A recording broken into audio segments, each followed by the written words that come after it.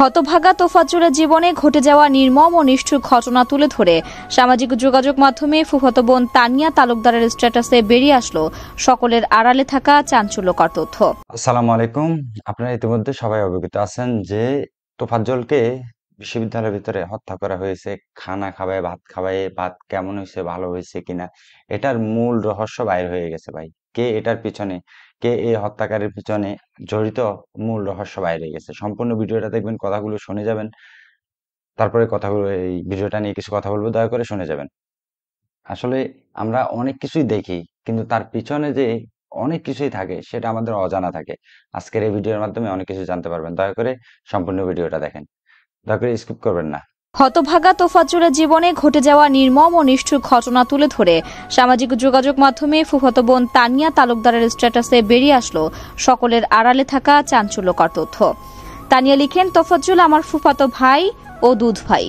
আমার একই মায়ের দুধ খেয়ে বড় হয়েছি। তোফাজ্জলকে যারা মেরে ফেলেছে তারা তো অবশ্যই খুনি, কিন্তু আমার মতে তোফাজ্জলের আরো দুজন খুনি অপরাধীর নামের খাতা থেকে বাদ পড়ে গেছে। সেই দুইজন হলো ওর একমাত্র ভাবি এবং ভাইয়ের শাশুড়ি। অনেক পরিবারে ভাবি আছেন যারা মায়ের মতো আদর স্নেহ দিয়ে আগলে রাখেন, কিন্তু তোফাজ্জল এতটাই হতভাগা ছিল, কোনোদিন ভাবির হাতে এক প্লেট ভাত খেতে পারে নাই।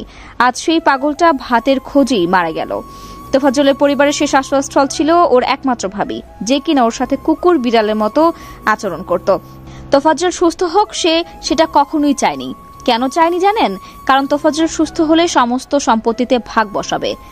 তোফাজ্জলকে যখন ফজলুল হক হলে ছাত্ররা অত্যাচার করছিল, তখন অভাগাটা নিরুপায় হয়ে ভাবিকেই কল দিতে বলছিল। হয়তোবা ও ভেবেছিল ভাবির মনটা আমার জন্য একটু হলেও কাঁদবে। ওর ভাবি ফোন পে কি করছিল জানেন? সে মোবাইল চোরের বিচার ছাত্রদেরকেই করতে বলেছিল এবং এটাও বলেছিল যে তাকে যেন এ ব্যাপারে আর ফোন না দেয়া হয়। এই বলে রাতে ফোনটা বন্ধ করে ঘুমিয়ে গিয়েছিল। তোফাজ্জলের বড় ভাই যখন রাজারবাগ পুলিশ হসপিটাল মৃত্যুশয্যায়, তখন ভাইয়ের সেবা যত্ন তোফাজ্জল করত। ওই সময় ওর ভাবি এবং তার মা কতটা মানসিক টর্চার করত আমি তার জলজান্ত প্রমাণ। তোফাজ্জল কখনো যদি ক্ষুধার জ্বালায় ভাবির কাছে এক প্লেট ভাতের আশা যেত, গ্রামের বাড়িগুলোতে যখন পাগলা কুকুর বাড়িতে ঢুকলে লাঠি দিয়ে তাড়া করত, ঠিক ওর ভাবিও সেম কাজটা করত ওর সাথে। তোফাজ্জলের ভাই পুলিশের এসআই ছিল, যে জীবিত অবস্থায় মোটামুটি ভালো একটা সম্পত্তি রেখে গেছেন, যেটার পরিমাণ কয়েক কোটি টাকা, যেমন পেনশন, 3টা জীবন বীমা, এফডিআর, চরদুয়ানি ব্রিজের পাশে 2-3টা দোকান, নাসির ভাইয়ের কিছু পার্সোনাল জমি রাখা তার বাবার সম্পত্তি। বলা ভালো, তোফাজ্জলের ভাবি তার বাবা মায়ের একমাত্র সন্তান। এই কারণে তোফাজ্জল সুস্থ থাকুক সেটা কখনোই চায়নি। তোফাজ্জল বাবা মা প্রেমিকা হারিয়ে যখন পাগল প্রায়, ওর ভাই মানসিক ডক্টর দেখিয়েছে। সেটার জন্য কত না অশান্তি ছিল বউ আর শাশুড়ির সাথে। ওর পেছনে কেন টাকা নষ্ট করবে? তোফাজ্জল এক প্লেট ভাত খেতে বসলে কত না কথা শোনাতো ভাবি, এটা আমার স্বামীর উপার্জন, তুই উপার্জন করে খা। তোফাজ্জলের এক প্লেট ভাতের বড়ই অভাব ছিল। ওর ভাই যখন রাজারবাগ পুলিশ হসপিটালে ভর্তি, আমি প্রায়ই রান্না করে নিয়ে যেতাম ভাইয়ার জন্য। ক্ষুধার্ত তোফাজ্জল ভাবির ভয়ে প্লেটে ভাত নিত না, আমাকে চোখের ইশারা দিয়ে বলতো ওকে যেন ভাত দিই। আসলে ক্ষুধার রাজ্যে পৃথিবীর গদ্যময় পূর্ণিমা, চাঁদ যেন ঝলসানো রুটি। কি বলবো কষ্টের কথা। ওর ভাই যখন অসুস্থ ছিল, তাকে দেখতে অনেকেই ফল নিয়ে যেত। অনেক ফল না খাওয়ার কারণে পচেও যেত।